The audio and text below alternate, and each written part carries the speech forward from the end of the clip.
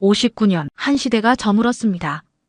지난해 한국 최고의 가수 나훈아의 은퇴 소식에 전 세계 음악계가 주목했습니다. 가왕이라 불린 그의 마지막 무대에서는 80대 할머니부터 20대 젊은이까지 눈물을 흘렸습니다. 그런데 놀랍게도 그의 은퇴 무대 관객석에는 2명의 외국인이 있었습니다. 이게 정말 은퇴 공연이라고요? 79세의 나이에 3시간을 완벽하게. 실리콘밸리의 IT 엔지니어 사라가 믿을 수 없다는 듯 말했습니다. 한국의 트로트를 업신여기던 그녀가 나훈아의 마지막 콘서트를 보기 위해 비행기에 올랐던 이유는 무엇이었을까요? 1000곡이 넘는 노래로 한국인의 희로애락을 함께했던 나훈아. 실향민들의 아픔을 달래주고 5.18 유족들을 위로했으며 코로나19로 지친 국민들에게 힘이 되어준 그의 음악은 어떻게 미국 청년들의 마음까지 사로잡을 수 있었을까요? 조용필이 더 위대해요. 사라의 절친한 친구 제시카는 다른 주장을 펼쳤습니다. 가왕 조용필과 영원한 오빠 나훈아를 두고 실리콘밸리에서 벌어진 진풍경. 구글의 AI 개발자들은 한국의 트로트 가수를 놓고 열띤 토론을 벌였습니다. 한 달간의 한국 여행을 마치고 돌아온 그들은 마지막 질문 하나를 우리에게 남겼습니다. 한국인들은 누구를 진정한 가왕으로 생각하시나요? 조용필 선생님과 나훈아 선생님, 과연 누가 더 큰 사랑을 받고 있는 걸까요? 오늘 저희가 들려드릴 이야기는 두 외국인이 발견한 한국 트로트의 매력, 그리고 그들이 끝내 답을 얻지 못한 진정한 가왕에 대한 궁금증입니다. 잠깐 여러분의 구독과 알림 설정은 영상 제작에 큰 힘이 됩니다. 안녕하세요. 저는 미국 실리콘밸리에 있는 구글 본사에서 일하고 있는 사라입니다. 제 나이는 32이고요. 컴퓨터로 새로운 기술을 만드는 일을 하고 있어요. 한국말로 하면 전산 개발자라고 하나요? 우리 회사가 있는 곳은 미국 캘리포니아주에 있는 마운틴뷰라는 도시예요.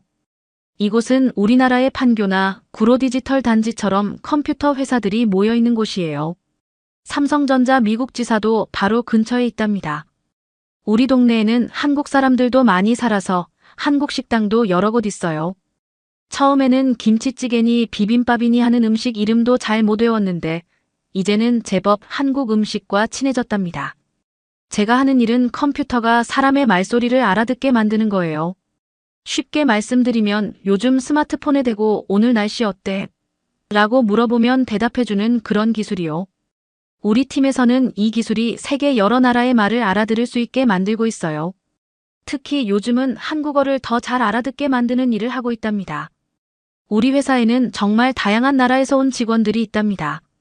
인도에서 온 라지브는 매일 인도 영화 음악을 듣고 프랑스에서 온 마리는 늘 프랑스 노래를 틀어놓아요. 그리고 제 가장 친한 친구인 제시카는 한국 노래를 정말 좋아해요. 우리 사무실에서는 매일 전 세계의 음악이 들려요. 마치 작은 음악 축제 같답니다. 제시카는 대학교 때부터 절친한 친구예요. 우리는 같은 학교를 나왔는데 그때부터 제시카는 방탄소년단이라는 한국 가수를 무척 좋아했어요. 점심시간마다 저에게 케이팝을 들려주면서 사라, 이거 진짜 좋지 않아? 라고 물어보곤 했죠. 그때는 솔직히 별로 관심이 없었어요. 서양 음악만 듣던 제게는 한국 노래가 너무 낯설었거든요. 하지만 지금 생각해보면 그때 제시카가 없었다면 제가 이렇게 멋진 한국 음악을 알게 되지 못했을 거예요. 저는 매일 아침 회사 통근 버스를 타고 출근해요. 우리 회사 버스는 운전사 없이 컴퓨터가 운전하는 자율주행 버스예요. 버스를 타고 가다 보면 애플, 페이스북 같은 큰 회사들이 쭉 보이는데 마치 우리나라의 테헤란로나 판교 같아요. 출근길에 보면 한국 회사들도 많이 보여요. 삼성, 현대, LG. 이제는 한국 회사들도 실리콘밸리에서 중요한 자리를 차지하고 있답니다. 우리 회사는 직원들에게 자유를 많이 줘요. 매주 금요일에는 새로운 아이디어의 날이라고 해서 하고 싶은 연구를 마음대로 해볼 수 있어요. 마치 초등학교 자율학습 시간처럼요. 제시카와 저는 이때마다 세계 여러 나라의 음악을 찾아 듣곤 했어요. 처음에는 그저 우리가 만든 기술이 얼마나 잘 작동하는지 시험해보려고 시작한 일이었는데 어느새 우리의 취미가 되어버렸죠. 여러분도 아시다시피 미국에는 컨트리 음악이라는 게 있잖아요. 우리나라의 트로트처럼 서민들의 애환을 담은 음악이요. 저는 원래 이런 음악을 별로 좋아하지 않았어요. 젊은 사람이 듣기에는 촌스럽다고 생각했거든요. 제 할아버지께서는 매일 아침 컨트리 음악을 들으시는데 그때마다 저는 할아버지, 이제 그만 들으시죠. 라고 말씀드리곤 했어요. 그런데 이제 와서 생각해보면 그게 얼마나 어리석은 생각이었는지 모르겠어요. 그날은 평범한 금요일이었어요. 여느 때처럼 제시카와 함께 컴퓨터로 이것저것 보고 있었죠. 우리가 만든 기술이 노래 가사를 제대로 알아듣는지 시험해보고 있었거든요. 그날따라 유독 춥고 흐린 날씨였는데 그래서인지 실리콘밸리의 하늘도 뭔가 우리에게 특별한 일이 일어날 것 같은 분위기였어요. 그때 제시카가 갑자기 소리를 질렀어요. 사라, 이거 한번 봐봐. 컴퓨터 화면에는 미스터 트롯 결승전이라는 영상이 나오고 있었어요. 처음에는 그냥 평범한 노래 프로그램인 줄 알았죠. 그런데 화면 속에는 수천 명의 관객들이 떼창을 하고 있었어요. 마치 미국의 슈퍼볼 결승전을 보는 것 같았죠. 이렇게 많은 사람들이 열광하는 걸 보니 뭔가 특별한 게 있을 것 같았어요. 영상 속에서 이명웅이라는 가수가 무대에 올랐어요. 까만 양복을 입은 모습이 무척 품이 있어 보였어요. 그런데 그의 목소리를 듣는 순간 저는 완전히 매료되고 말았어요. 한국말을 하나도 알아듣지 못했지만 그의 목소리에 담긴 감정이 제 마음 깊숙이 파고들었거든요. 마치 제가 어렸을 때 할아버지가 들려주시던 컨트리 음악처럼 따뜻하고 포근한 느낌이었어요. 이게 무슨 노래야? 제가 물었더니 제시카가 신이 나서 설명하기 시작했어요. 트로트라고 하더라고요. 우리나라로 치면 컨트리 음악 같은 거래요. K-팝처럼 현란한 춤이나 화려한 의상은 없지만 가슴 깊이 울리는 진한 감동이 있는 음악이라고 해요. 제시카의 설명을 들으니 더욱 궁금해졌어요. 그 뒤로 저희는 더 많은 트로트 음악을 찾아보기 시작했어요. 영탁이라는 가수의 막걸리 한 잔도 들어보고 이찬원이라는 가수의 시절 인연도 들어봤어요. 정동원이라는 어린 가수가 부르는 무시로도 들었는데 이런 어린아이가 어떻게 저렇게 구성진 소리를 낼 수 있는지 정말 신기했어요. 우리나라 같았으면 상상도 할 수 없는 일이에요. 퇴근하고 집에 와서도 유튜브로 트로트만 찾아 듣기 시작했어요. 어느 날은 새벽 3시까지 트로트 영상을 보다가 잠들어 버렸을 정도예요. 그러다가 우연히 나훈아 선생님의 테스형 이라는 노래를 듣게 되었는데 그 순간 제 귀를 의심할 수밖에 없었어요. 이렇게 강렬하면서도 구성진 목소리라니. 마치 우리나라의 엘비스 프레슬리를 보는 것 같았어요. 제시카는 조용필이라는 가수에 돌아와요. 부산항해를 특히 좋아했어요. 어느 날은 회사 사람들 몰래 이어폰으로 이 노래를 들으면서 눈물을 훔치더라고요.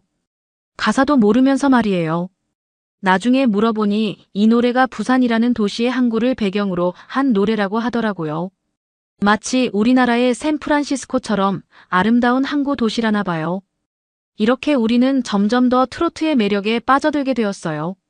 낮에는 최첨단 컴퓨터를 다루는 전문가들이었지만 밤만 되면 우리는 트로트 음악에 심취한 열혈 팬이 되었답니다. 마치 우리 부모님 세대의 음악을 새롭게 발견한 것 같은 신기한 경험이었어요. 특히 놀라웠던 건 트로트가 단순히 옛날 노래가 아니라는 거예요. 이명웅이나 영탁 같은 젊은 가수들이 새롭게 해석한 트로트는 현대적인 감각도 살아있었거든요.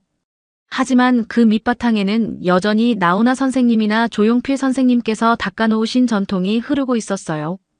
마치 오래된 나무의 둥치에서 새로운 가지가 돋아나는 것처럼요.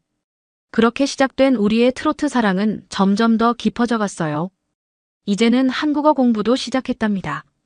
노래 가사라도 이해하고 싶어서요.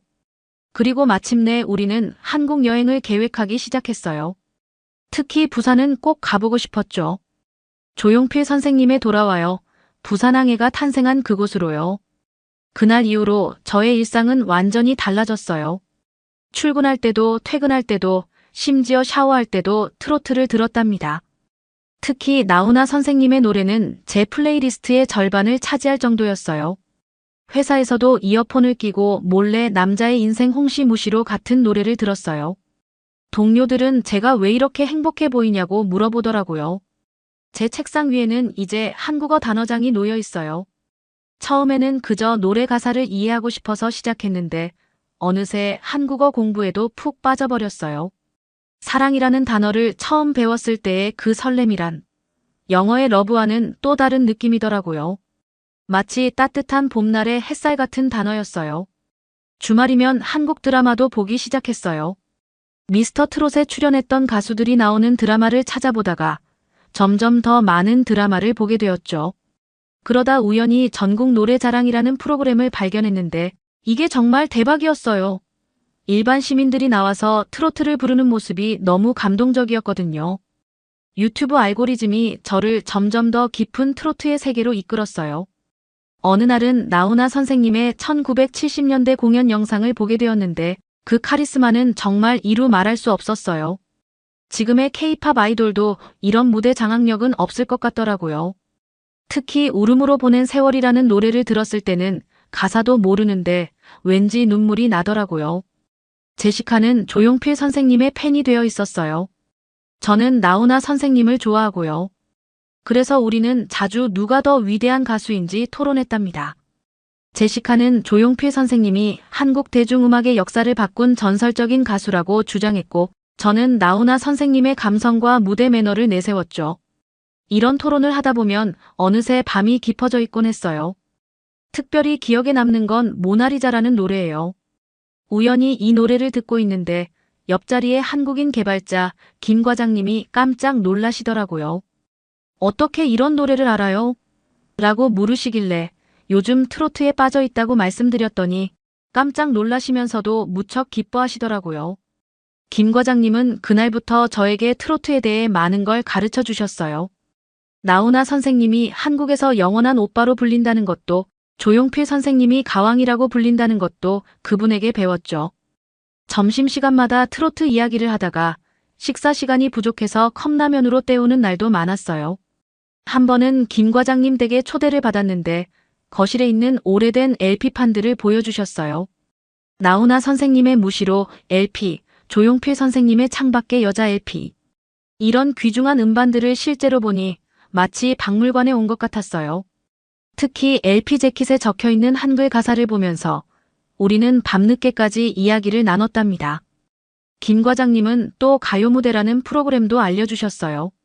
매주 월요일 저녁에 하는 프로그램이라고 하더라고요.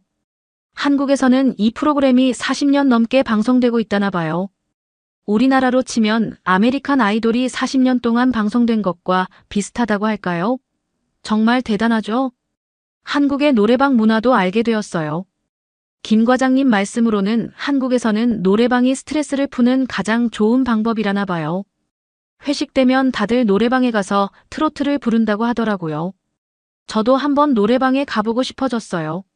비록 한국말은 서툴지만 테스 형, 이나 돌아와요. 부산항해 정도는 부를 수 있을 것 같았거든요.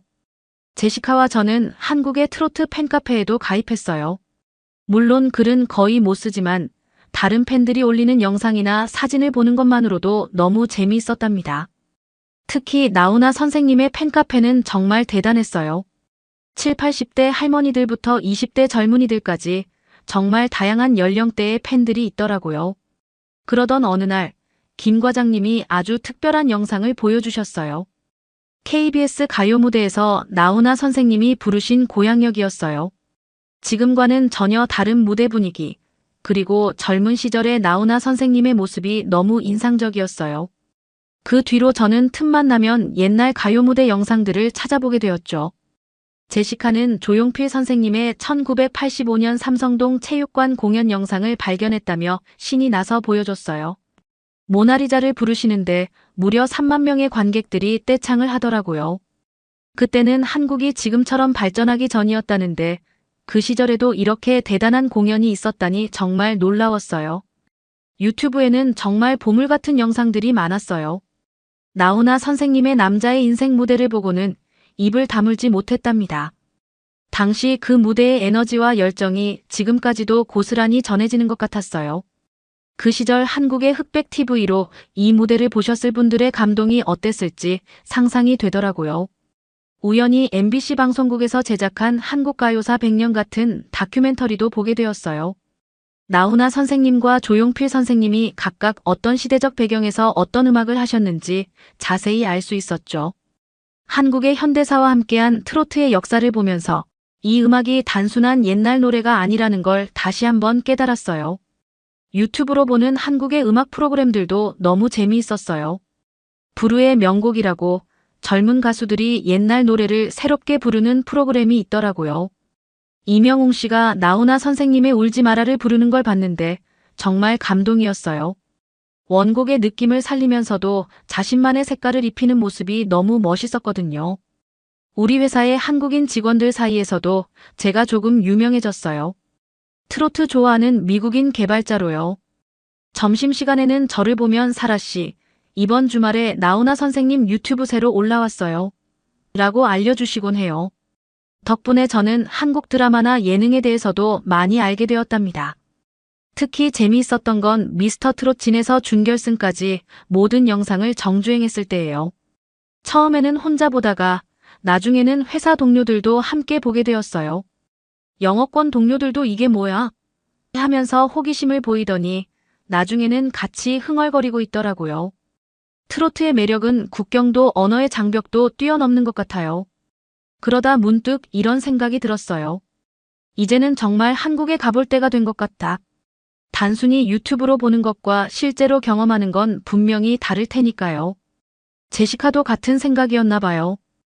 어느 날 점심시간에 사라, 우리 한국 가볼까? 라고 물어보더라고요. 그 말을 들은 순간 제 심장이 쿵 하고 뛰었답니다. 김 과장님께 정말 신기한 이야기를 들었어요. 한국에서는 젊은 사람들도 트로트를 좋아한다고 하더라고요. 미국에서는 상상도 할 수 없는 일이에요. 우리나라에서 20대 젊은이들이 프랭크 시나트라나 엘비스 프레슬리의 노래를 따라 부르는 걸 본 적이 있나요? 더 놀라운 건 이게 K-팝의 성공 비결 중 하나라고 해요. 김 과장님 말씀으로는 BTS나 블랙핑크 같은 K-팝 아이돌들도 어릴 때부터 이런 전통 음악을 들으며 자랐대요. 그래서 서양 팝과는 다른 한국만의 독특한 감성을 가질 수 있었다나 봐요. 실제로 방탄소년단의 RM이 나훈아 선생님을 전설적인 아티스트라고 부르는 영상도 봤어요. 요즘 전 세계 사람들이 한국 문화에 열광하는 이유를 이제야 조금 알 것 같아요. 단순히 트렌디하거나 새로워서가 아니라 수천 년의 전통과 현대 문화가 자연스럽게 어우러져 있기 때문이더라고요. 한복을 입고 힙합을 하고 궁궐 앞에서 K-POP 공연을 하고 젊은이들이 트로트를 부르는 나라가 또 어디 있을까요? 그래서 더 궁금해진 저는 한국의 트로트 역사를 공부하기 시작했어요. 김 과장님이 추천해주신 책들도 읽어보고 다큐멘터리도 찾아봤죠. 나훈아 선생님이 1968년에 데뷔하셨다는 걸 알게 되었어요. 그때는 한국이 정말 가난했다고 해요. 지금처럼 화려한 무대도 없고 좋은 음향시설도 없었을 텐데 그저 목소리 하나로 사람들의 마음을 울렸다는 게 정말 대단해요. 특히 놀라웠던 건 나훈아 선생님이 무려 50년이 넘는 세월 동안 한 번도 은퇴하지 않고 계속 무대에 서고 계시다는 거예요. 미국의 톱스타들은 대부분 40대나 50대가 되면 은퇴를 선언하거나 공연을 거의 하지 않잖아요. 그런데 나훈아 선생님은 70대가 되신 지금도 현역 가수로 활동하고 계시니 정말 놀랍지 않나요? 조용필 선생님의 이야기도 정말 흥미로웠어요. 1960년대 록밴드 애트킨스로 데뷔하셔서 지금까지도 가왕이라고 불린다는 게 신기했어요. 제시카가 들려준 모나리자는 1980년대 노래인데 지금 들어도 전혀 촌스럽지 않아요. 오히려 요즘 나오는 팝송보다 더 세련된 느낌이에요. 그때 이미 한국은 이런 수준 높은 음악을 만들어내고 있었다니 정말 대단하지 않나요? 실리콘밸리에서 일하다 보면 한국의 발전 속도에 놀라는 일이 많아요. 삼성, 현대, LG 같은 회사들이 애플이나 테슬라와 당당히 경쟁하는 걸 보면서 문득 나훈아 선생님과 조용필 선생님, 세대가 이뤄낸 한강의 기적이 떠올라요. 불과 60년 만에 세계 10위권 경제대국이 된 나라, 전쟁의 폐허에서 일어나 이제는 문화 강국이 된 나라. 그 시대를 살아오신 분들의 이야기가 고스란히 트로트에 담겨 있더라고요. 그러다 문득 궁금해진 게 있었어요. 왜 한국에서는 이렇게 오랫동안 트로트가 사랑받고 있는 걸까? 김 과장님께 여쭤보니 트로트가 단순한 음악 장르가 아니라 한국인의 정서와 애환이 담긴 문화라고 하시더라고요. 홍시라는 노래만 해도 어머니의 사랑을 홍시에 비유한 가사가 정말 가슴을 울리잖아요. 저는 한국어를 더 열심히 공부하기 시작했어요. 단순히 노래 가사를 이해하는 것을 넘어서 그 안에 담긴 한국인의 마음을 알고 싶었거든요. 회사 일을 마치고 한국어 학원에도 다니기 시작했답니다. 선생님이 왜 한국어를 배우고 싶으세요? 라고 물으시길래 나훈아 선생님의 노래를 이해하고 싶어서요. 라고 대답했더니 다들 깜짝 놀라시더라고요. 학원에서 만난 한국인 친구들은 제가 트로트를 좋아한다는 걸 알고는 신기해하면서도 반가워했어요. 자기들의 부모님이 좋아하는 음악을 외국인인 제가 좋아한다는 게 신기하다고 하더라고요. 덕분에 더 많은 옛날 노래들을 알게 되었어요. 나훈아 선생님의 18세 순이, 잡초, 땡벌 같은 노래들도 알게 되었죠. 한국어 선생님이 들려주신 재미있는 이야기도 있어요. 나훈아 선생님은 1970년대에 공전의 히트라는 걸 하셨대요. 그게 뭔지 아세요? 당시 음반이 너무 많이 팔려서 레코드판을 만드는 공장이 새벽까지 돌아갔다는 거예요. 그래서 공장이 계속 돈다는 뜻으로 공전의 히트라는 말이 생겼대요. 지금으로 치면 빌보드 차트 1위를 몇 달씩 한 것과 비슷하다고 할까요? 회사에서도 변화가 생겼어요. 제가 점심시간마다 트로트를 듣고 있으니까 다른 외국인 동료들도 관심을 보이기 시작했거든요. 인도에서 온 라지브는 나훈아 선생님의 목소리가 인도의 전통 가수들을 떠올리게 한다고 하더라고요. 프랑스에서 온 마리는 조용필 선생님의 무대 매너가 프랑스의 샹송 가수들과 비슷하다고 했고요. 노래하시던 아주머니들이 박수를 쳐주시더라고요. 제 발음이 서툴렀을 텐데도 진심으로 좋아하는 마음이 통했나 봐요. 요즘은 노래방 어플로도 연습을 한답니다. 스마트폰으로 이런 것까지 할 수 있다니 한국의 IT 기술은 정말 대단한 것 같아요. 심지어 미국에서도 이 앱을 쓰는 사람들이 늘고 있대요. 한국의 문화 수출이 이렇게 다양한 방면으로 이루어지고 있다는 게 놀랍지 않나요? 노래방 아주머니들과는 그 후로도 종종 만나게 되었어요.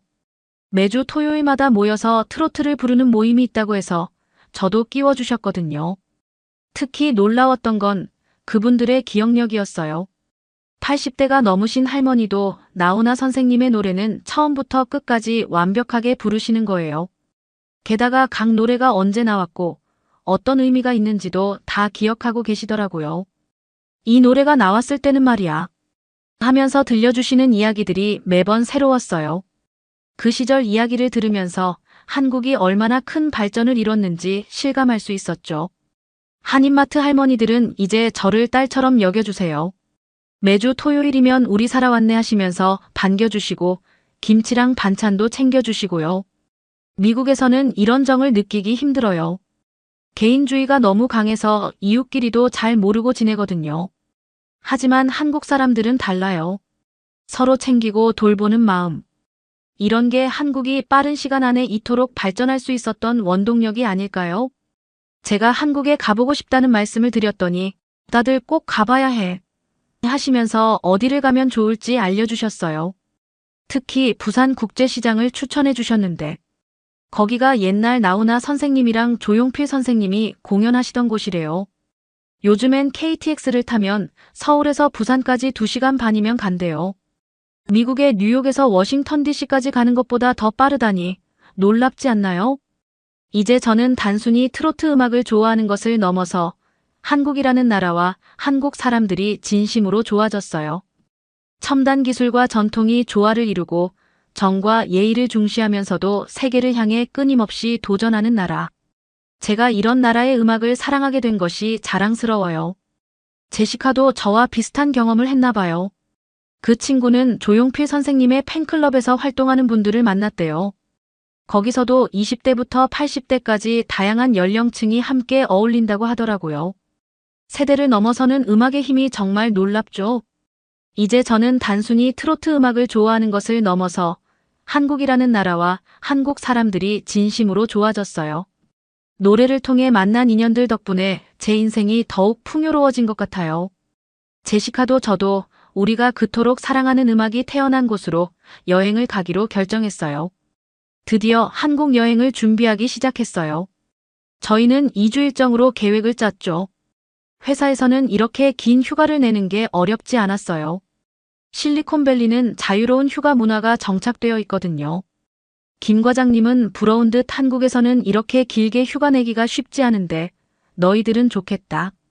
라고 하시더라고요. 대신 짧은 시간이지만 알차게 여행할 수 있도록 김 과장님이 꼭 가봐야 할 곳들을 정리해 주셨어요. 회사에서도 적극적으로 지원해 줬어요. 우리가 한국의 IT 기업들과 협업하는 일이 많아져서 이번 기회에 삼성전자나 네이버 같은 회사들도 방문하면 좋겠다고 하더라고요. 특히 우리 팀장님은 한국의 AI 기술이 세계 최고 수준이라며 꼭 배워오라고 하셨어요. 여행 준비를 하면서 가장 신경 쓴 건 일정이었어요. 단순한 관광이 아니라 우리가 사랑하는 음악의 발자취를 따라가는 여행을 하고 싶었거든요. 김 과장님과 한인마트 할머니들이 많은 조언을 해주셨어요. 서울에서 시작해서 부산으로 가는 게 좋을 거야. 옛날에 나훈아 선생님이랑 조용필 선생님도 그렇게 전국 순회 공연을 다니셨거든. 가장 먼저 방문하기로 한 곳은 서울의 충무로예요. 옛날 극장 자리에 들어선 카페에 가면 그 시절 공연 포스터도 볼 수 있대요. 다음은 명동이에요. 조용필 선생님이 젊은 시절 애트킨스 밴드로 활동하실 때 자주 공연하셨던 곳이라고 해요. 지금은 한류 관광의 중심지가 됐다더군요. K-팝 아이돌들의 사진이 가득한 거리에서 옛 가수들의 흔적을 찾는다는 게 왠지 로맨틱하게 느껴져요. 부산에서는 국제시장과 자갈치 시장을 꼭 가보기로 했어요. 돌아와요. 부산항해의 배경이 된 부산항도 빼놓을 수 없죠.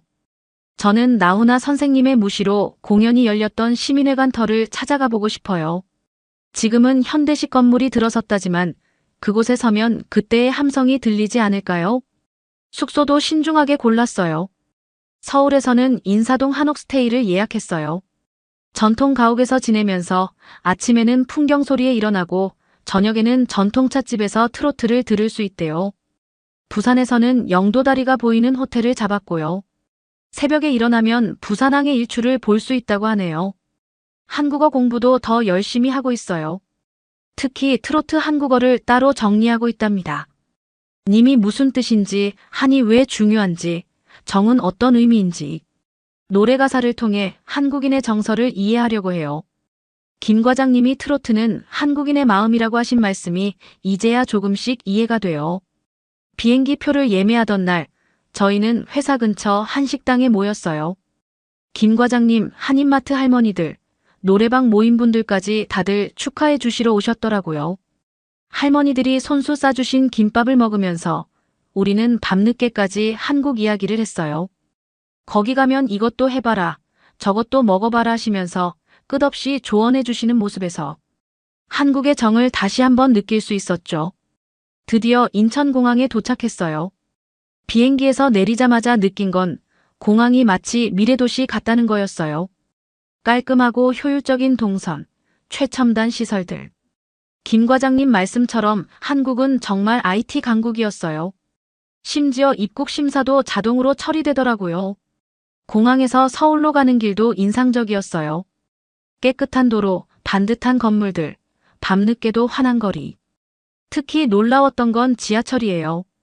미국의 지하철은 좀 무섭고 지저분한데 서울 지하철은 마치 고급 쇼핑몰 같았어요. 게다가 와이파이가 완벽하게 터지는 건 정말 신기했어요. 첫날부터 우리는 바쁘게 움직였어요. 새벽에 일어나 광화문을 걸었죠. 옛 궁궐 앞에 최첨단 빌딩들이 늘어선 풍경이 인상적이었어요. 여기가 바로 조용필 선생님이 충청도 아줌마를 부르며 데뷔하신 곳이래요. 그때는 작은 다방에서 노래하셨는데 지금은 그 자리에 100층짜리 빌딩이 서 있다니. 한국의 발전 속도가 실감나더라고요. 점심은 김 과장님이 추천해 주신 을지로 골목 식당에서 먹었어요. 그곳에서 우연히 정말 특별한 만남이 있었어요. 옆 테이블에 계시던 할아버지께서 저희가 영어로 대화하는 걸 들으시고는 말을 걸어오셨어요. 알고 보니 그분이 1970년대에 나훈아 선생님 공연 기획자셨던 거예요. 할아버지는 정말 많은 이야기를 들려주셨어요. 나훈아 선생님이 남자의 인생을 처음 부르셨을 때의 일, 전국 순회 공연 때의 비하인드 스토리, 그리고 무대 위에서 쓰러질 때까지 노래하시던 선생님의 프로 정신까지. 그 이야기들을 들으면서 저는 자꾸만 눈물이 났어요. 트로트는 여전히 살아있는 문화라는 걸 실감할 수 있었죠. 그 다음 날은 아침 일찍 남산 케이블카를 탔어요. 서울의 전경을 보면서 조용필 선생님의 서울 서울 서울을 들었는데 그때의 감동은 잊을 수가 없어요. 노래 속에 담긴 서울 사랑이 이해가 되더라고요. 정말 아름다운 도시예요. 옛것과 새것이 완벽하게 어우러진 마법 같은 도시요. 점심때는 종로의 한 오래된 식당에 갔어요. 김 과장님이 꼭 가보라고 추천하신 곳이었는데 60년 전통의 국밥집이더라고요. 주인 할머니께서는 옛날에 이곳에서 나훈아 선생님도 자주 드셨다고 해요. 그때는 아무것도 없었는데 지금은 세상이 달라졌어. 하시면서 할머니는 눈시울을 붉히셨어요. 밤에는 한옥스테이에서 국악 공연을 봤어요. 전통 악기로 연주하는 트로트는 정말 특별했어요. 울타리 안에서를 가야금으로 연주하니 마치 새로운 노래 같더라고요. 한국의 전통음악과 트로트가 이렇게 잘 어울린다는 게 놀라웠어요. 숙소로 돌아오는 길에 우연히 거리 공연을 봤어요. 20대로 보이는 청년이 기타 하나로 테스형을 부르고 있었는데 지나가던 사람들이 하나둘 모여서 함께 부르기 시작하더라고요. 할머니부터 학생까지 모두가 한 목소리로 부르는 모습이 정말 감동적이었어요. 다음 날은 부산으로 향했어요. KTX를 타고 가면서 차창밖 풍경을 구경했는데 한국의 산과 들이 정말 아름답더라고요. 도시와 자연이 조화롭게 어우러진 모습이 인상적이었어요. 게다가 KTX는 정말 빨랐어요. 마치 비행기를 타고 가는 것 같았죠. 부산역에 도착하자마자 저희는 국제시장으로 향했어요. 시장 골목에 들어서는 순간 마치 타임머신을 탄 것 같았어요. 60년대부터 이어진 가게들, 세월의 흔적이 고스란히 담긴 간판들, 그리고 시장 곳곳에서 흘러나오는 트로트 음악까지. 이곳이야말로 우리가 그토록 듣고 싶었던 노래들의 고향이 아닐까요? 부산에 도착하자마자 저희는 자갈치 시장으로 향했어요. 시장 입구에서부터 들리는 활기찬 목소리들이 마치 음악 같았어요. 파도 소리와 사람들의 웃음소리가 어우러진 이 분위기는 세계 어디에서도 느낄 수 없는 특별한 것이었죠. 시장을 구경하다가 너무 맛있어 보이는 회를 발견했는데 상인분께서 한번 맛보고 가세요 하시면서 직접 회 한 점을 집어주셨어요. 싱싱한 회의 맛도 맛이지만 그 정성이 더 감동적이었어요. 미국에서는 상상도 할 수 없는 일이잖아요. 게다가 가격도 너무 착해서 깜짝 놀랐어요. 뉴욕이었다면 이 품질의 회가 3배는 더 비싸겠죠. 시장 안쪽으로 들어가니 신기한 광경이 펼쳐졌어요. 한쪽에서는 싱싱한 광어와 도미를 손질하고 있었고 다른 쪽에서는 전복과 소라가 가득한 수조가 있었죠. 특히 놀라웠던 건 상인들의 손놀림이었어요. 마치 예술가처럼 정교하게 회를 뜨는 모습은 한편의 퍼포먼스 같았어요. 점심으로는 부산 밀면을 먹었어요. 처음에는 차가운 면을 먹는다는 게 낯설었지만 한 입 먹어보고 바로 이해했어요. 부드러운 면발과 시원한 육수의 조화가 환상적이었거든요. 특히 더운 부산 날씨에는 이만한 음식이 없을 것 같았어요. 면을 만드는 과정을 보니 밀가루를 특별한 방법으로 반죽한다고 하더라고요. 동남아 쪽의 쌀국수와도 다르고 일본의 우동과도 다른 정말 독특한 식감이었어요. 밀면집 주인 할머니는 제가 외국인인 걸 보시고는 밀면의 역사를 설명해 주셨어요. 한국 전쟁 때 피난민들이 부산으로 내려와서 쌀이 부족해 밀가루로 만든 게 시초라고 해요. 어려운 시절의 지혜가 이렇게 멋진 음식이 되다니. 한국의 저력을 느낄 수 있었어요. 부산 사람들의 여유로움도 인상적이었어요. 서울이 바쁘고 빠른 도시라면 부산은 마치 지중해의 도시들처럼 여유가 느껴졌어요. 하지만 그 속에 숨겨진 힘이 있더라고요. 세계 6위의 부산항을 보면서 깨달았어요. 이 여유로움은 게으름이 아니라 진정한 실력자의 자신감이었던 거예요. 오후에는 깡통시장으로 발걸음을 옮겼어요. 이곳은 정말 특별했어요. 지붕이 있는 아케이드형 시장인데 들어서는 순간 마치 시간 여행을 하는 것 같았어요. 60년대부터 이어져 온 가게들이 그대로 있더라고요. 특히 인상 깊었던 건 옛날 물건들을 파는 가게였어요. 그곳에서 1970년대 나훈아 선생님의 LP판을 발견했을 때의 그 감동이란. 시장 안에는 추억의 음악 감상실이라는 곳도 있었어요. 그곳에서 돌아와요. 부산항해를 처음 들었을 때의 느낌을 잊을 수가 없어요. 조용필 선생님의 목소리가 레코드판을 통해 흘러나오는데 그 따뜻한 아날로그 사운드가 부산이라는 도시와 너무나 잘 어울렸어요. 저녁이 되자 부산의 또 다른 모습이 드러났어요. 부산타워에서 바라본 야경은 그야말로 환상적이었죠. 형형색색의 불빛들이 마치 별들처럼 반짝이는데 특히 영도다리와 부산항의 불빛이 만드는 풍경은 홍콩이나 싱가포르가 부럽지 않았어요. 더 놀라웠던 건 밤 시간의 부산 사람들이에요. 퇴근 후에도 포장마차에 모여 이야기꽃을 피우는 모습이 정겹더라고요. 제가 혼자 서 있으니 어떤 아저씨가 이리 와서 같이 앉아요 하고 부르시더라고요. 소주잔을 기울이며 들려주신 부산의 옛 이야기는 마치 한 편의 다큐멘터리 같았어요. 특히 그 아저씨가 들려주신 1970년대 부산항 이야기가 인상적이었어요. 지금은 세계적인 무역항이 된 부산항이 처음에는 작은 어항이었다고 해요. 바다만 보고 살았제. 근데 우리가 포기 안 하고 계속 일했다 아닙니까? 그래서 이렇게 큰 항구가 된 기라. 그 말씀에서 부산 사람들의 자부심과 끈기를 느낄 수 있었어요. 다음 날은 감천문화마을에 갔어요. 산빛 아래 알록달록한 집들이 마치 동화 속 마을 같았어요. 이곳이 원래는 가난한 피난민들의 정착지였다가 예술마을로 변했다는 게 놀라웠어요. 골목길을 걷다 보니 한 할머니를 만났는데 그분이 들려주신 이야기가 정말 인상적이었어요. 옛날에는 이 동네가 부산에서 제일 가난한 동네였어. 하루 끼니도 걱정했지. 근데 지금 봐봐. 전 세계에서 관광객들이 찾아오는 명소가 됐잖아. 이게 다 우리 부산 사람들의 저력이야. 할머니의 말씀처럼 이곳은 단순한 관광지가 아니라 한국의 기적을 보여주는 살아있는 역사였어요. 부산영화제 극장도 가봤어요. 아시아 최고의 영화제를 만들어낸 부산의 저력이 대단하더라고요. 뉴욕이나 베니스 영화제만큼이나 세련된 시설을 보면서 한국 문화의 성장을 실감할 수 있었어요. 거기서 만난 자원봉사자 대학생은 부산에서 시작된 문화기적이 이제는 전 세계로 뻗어나가고 있어요. K-팝, 한국 영화의 시작이 다 여기 부산이었거든요. 라고 자랑스럽게 말하더라고요. 해운대 해수욕장의 야경은 정말 환상적이었어요. 마린시티의 화려한 마천루들이 바다와 어우러진 모습은 홍콩이나 두바이가 부럽지 않더라고요. 특히 달맞이길 카페에서 바라본 야경은 평생 잊지 못할 것 같아요. 게다가 이 멋진 카페의 가격이 미국의 절반도 안 된다는 게 더 놀라웠어요.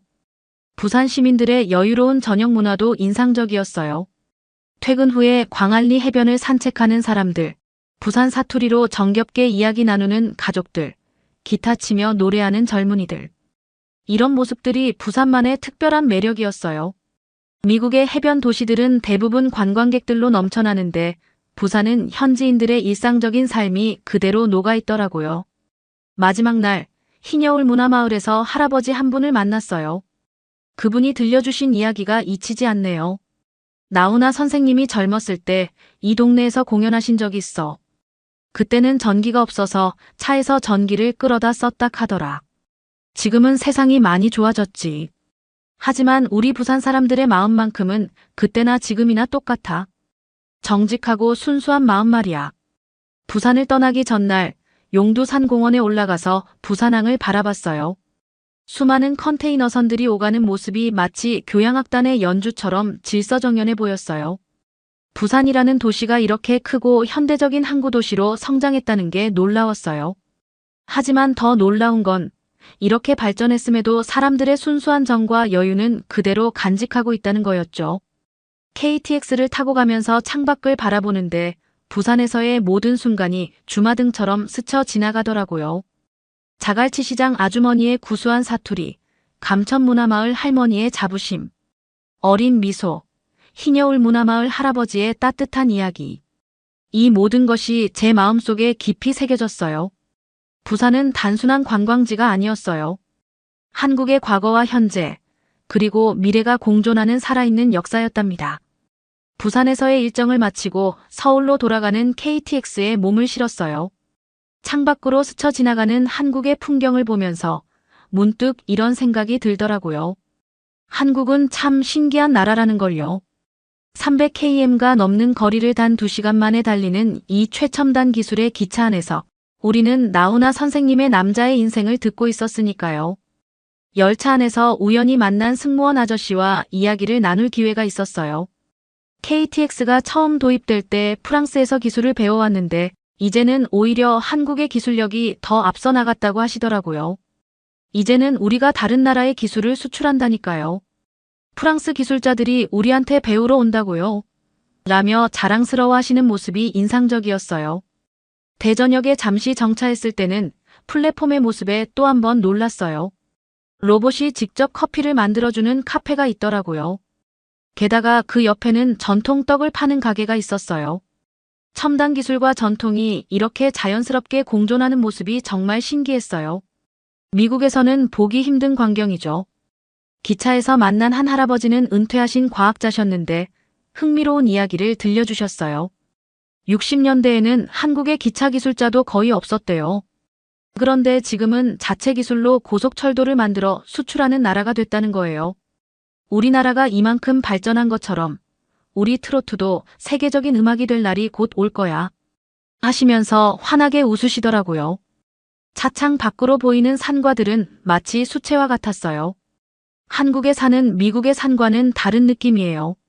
미국의 로키 산맥이 웅장하고 거칠다면 한국의 산은 부드럽고 정감 있어요. 이런 산들을 보면서 왜 나훈아 선생님의 노래가 이토록 구성지고 부드러운지 이해가 되더라고요.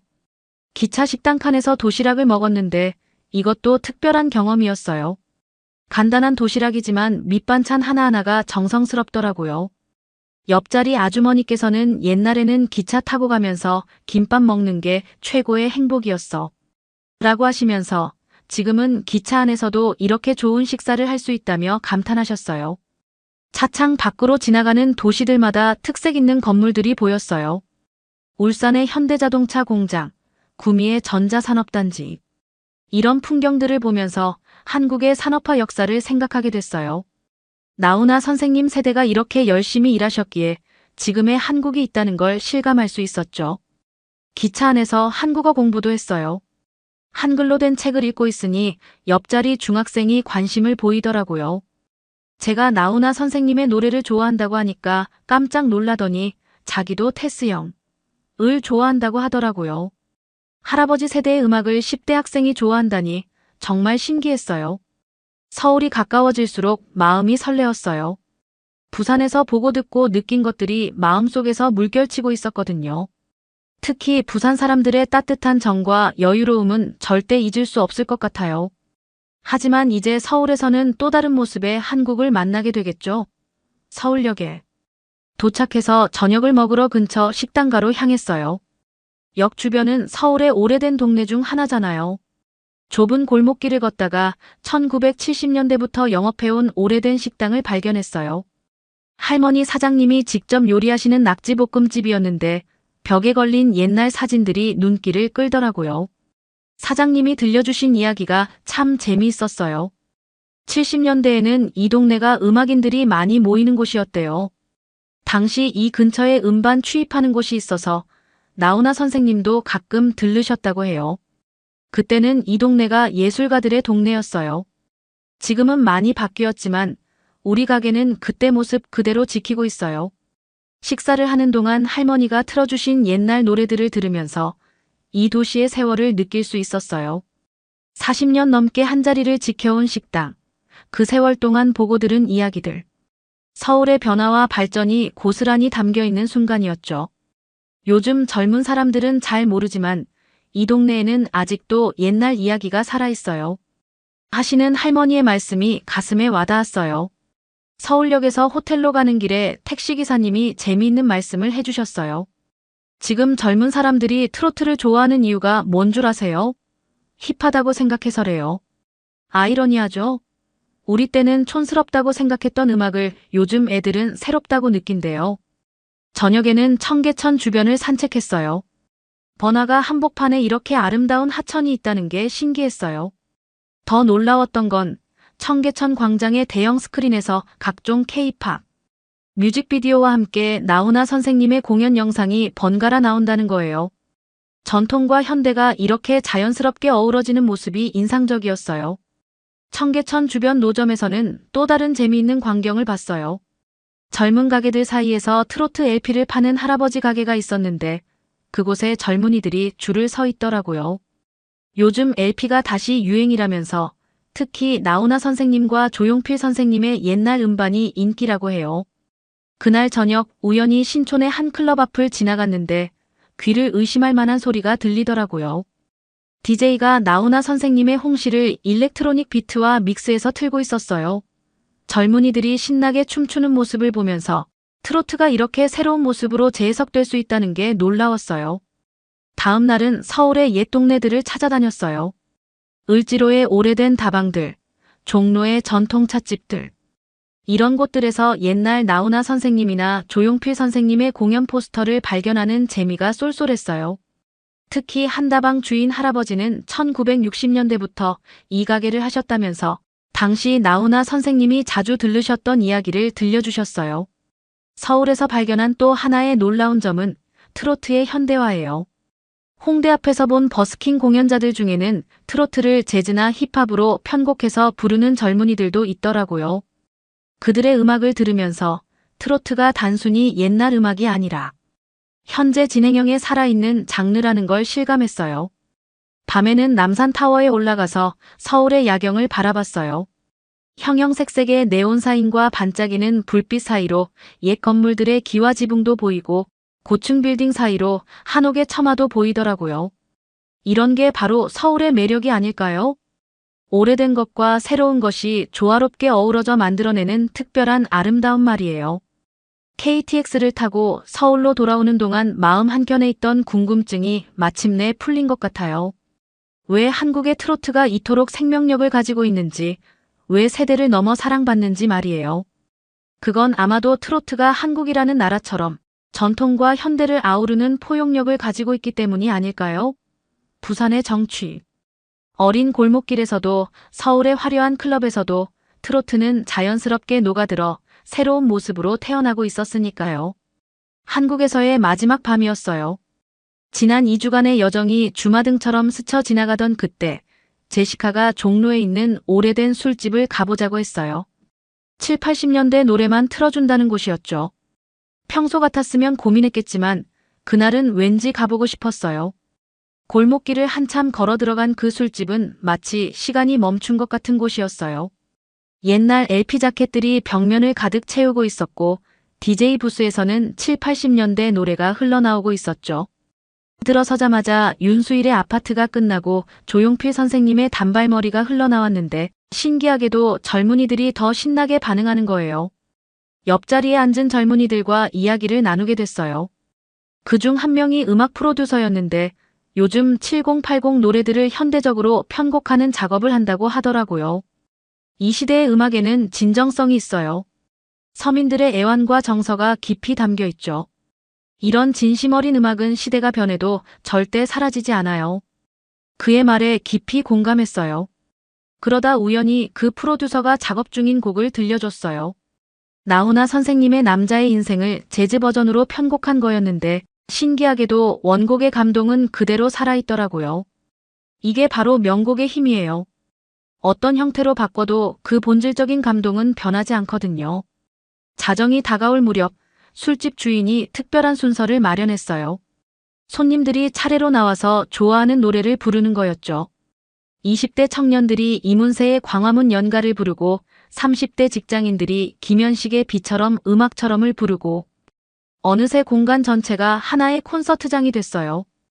용기를 내서 우리도 무대에 올랐어요. 제시카는 단발머리를, 저는 홍시를 불렀죠. 서툰 한국말로 노래를 부르는데도 다들 호응해 주시고 박수 쳐 주시더라고요. 특히 나이 드신 손님 한 분이 눈물을 닦으시면서 외국인이 이렇게 우리 노래를 사랑해 주니 고맙다고 하시는데 저까지 눈물이 났어요. 밤이 깊어갈수록 분위기는 더욱 무르익었어요. 어떤 테이블에서는 양희은의 아침 이슬을 부르고 또 다른 테이블에서는 송창식의 고래사냥을 부르고 마치 작은 음악 축제 같았어요. 이런 게 바로 진정한 문화의 힘이 아닐까요? 술집을 나와 늦은 밤거리를 걸으면서 제시카와 깊은 이야기를 나눴어요. 사라, 우리가 이번 여행에서 발견한 건 단순한 음악이 아닌 것 같아. 제시카의 말에 고개를 끄덕였어요. 맞아요. 우리는 노래를 통해 한국이라는 나라의 정신을 발견한 거예요. 거리에는 아직도 불이 환하게 켜져 있었고 곳곳에서 맛있는 음식 냄새가 났어요. 포장마차에서는 아저씨들이 소주를 마시며 옛날 노래를 부르고 계셨고 편의점에서는 알바생이 라디오에서 나오는 7080 노래를 흥얼거리고 있었어요. 이런 게 바로 살아있는 문화구나 하는 생각이 들었어요. 늦은 밤, 우리는 광화문 광장을 걸었어요. 고궁의 담벼락을 따라 천천히 걸으면서 지난 2주간의 여정을 돌아봤어요. 부산에서 만난 사람들, 서울에서 들은 이야기들, 그리고 무엇보다 음악을 통해 느낀 한국인의 정서. 이 모든 것이 제 인생의 특별한 선물이 될 것 같았어요.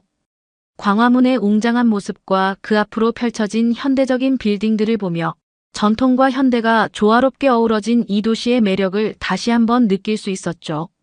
그날 밤 광화문을 걸으며 느꼈던 그 특별한 감동이 미국으로 돌아와서도 계속 제 마음속에 남아 있었어요. 그래서였을까요? 귀국한 지 일주일이 지났을 때 문득 한국에서의 추억이 너무나 그리워졌어요. 그날도 평소처럼 퇴근하고 집에 돌아왔는데 제시카에게서 전화가 왔어요. 사라, 나 지금 너희 집으로 가는 길이야. 와인이랑 치즈는 내가 준비했어. 한국에서 사온 LP들을 함께 들으면서 이야기를 나누자는 거였죠. 거실에 나훈아 선생님과 조용필 선생님의 LP를 펼쳐놓고 와인 한 잔을 마시며 그때 이야기를 시작했어요. 먼저 제가 나훈아 선생님 이야기를 꺼냈죠. 넌 알아. 나훈아 선생님이 한국 전쟁 직후 태어나셨대. 그 어려운 시절을 겪으면서도 포기하지 않고 음악을 하셨다는 게 정말 대단하지 않아? 제시카는 미소를 지으며 고개를 저었어요. 그래. 그럼 난 조용필 선생님 얘기를 해줄게. 조용필 선생님은 1960년대부터 록밴드를 하셨대. 그때 한국에서 록음악이라는 게 얼마나 생소했겠어. 그런데도 자신만의 음악을 만드셨다는 게 놀랍지 않아. LP를 틀었어요. 먼저 나훈아 선생님의 고향역이 흘러나왔죠. 이 노래 들어봐. 기차역에서 이별하는 장면을 이렇게 애절하게 표현한 노래가 또 있을까? 이런 감정을 이토록 완벽하게 표현하시다니. 그때 한국의 그 술집에서처럼 저도 모르게 눈시울이 붉어졌어요. 제시카는 바로 조용필 선생님의 단발머리를 틀었어요. 이것 봐. 이 완벽한 편곡을 들어봐. 이 섬세한 기타 연주와 서정적인 멜로디. 그것도 작사, 작곡, 편곡을 모두 직접 하시면서 이런 완벽한 곡을 만드셨다니까. 제시카의 말은 계속 이어졌어요. 조용필 선생님은 미국의 마이클 잭슨이나 프레디 머큐리급이야. 아니, 어쩌면 그 이상일지도 몰라. 전 휴대폰을 꺼내 나훈아 선생님의 최근 공연 영상을 보여줬어요. 그래. 그럼 이건 어때? 79세의 나이에도 3시간 넘게 완벽한 라이브를 하시는 분이야. 목소리는 전혀 흔들림 없고 무대 장악력은 오히려 더 강해지셨지. 이런 분이 또 있을까? 제시카도 지지 않고 조용필 선생님의 콘서트 영상을 찾아서 보여줬죠. 저기 봐, 관객들이 떼창하는 걸. 3대가 함께 부르는 노래라고. 할아버지부터 손주까지 다 아는 노래를 만드셨다는 게 얼마나 대단해. 밤이 깊어갈수록 우리의 대화는 더욱 깊어졌어요. 나훈아 선생님의 홍시를 들으면서 제가 말했죠. 이 노래에는 한국인의 정서가 그대로 담겨 있어. 어머니에 대한 사랑, 그리움. 우리나라에는 이런 감정을 담은 노래가 없잖아. 제시카는 조용필 선생님의 창밖의 여자를 틀며 대답했어요. 그래서 이런 노래도 있지. 도시화되는 한국 사회의 모습을 이렇게 아름답게 담아낸 노래가 또 있을까? 우리는 그날 밤 한국 대중음악의 역사를 함께 여행했어요.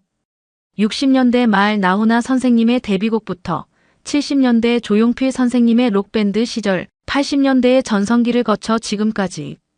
한국이 가난한 나라에서 세계적인 문화 강국이 되기까지의 여정이 고스란히 담겨 있더라고요. 한국의 그 술집 주인이 해주신 말씀이 떠올랐어요.